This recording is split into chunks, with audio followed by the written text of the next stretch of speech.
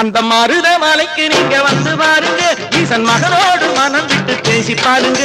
தீராத வினைகள் எல்லாம் தீர்ந்து போகுங்க, சத்தியமா சொல்லுவேன். தீராத வினைகள் எல்லாம் தீர்ந்து போகுங்க.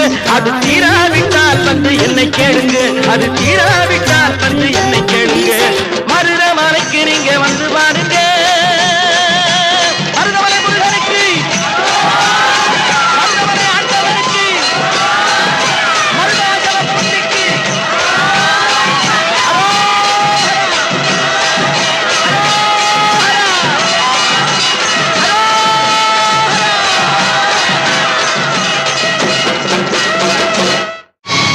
கண்டுகொண்டேன், வந்தது யார் என்று கண்டுகொண்டேன்.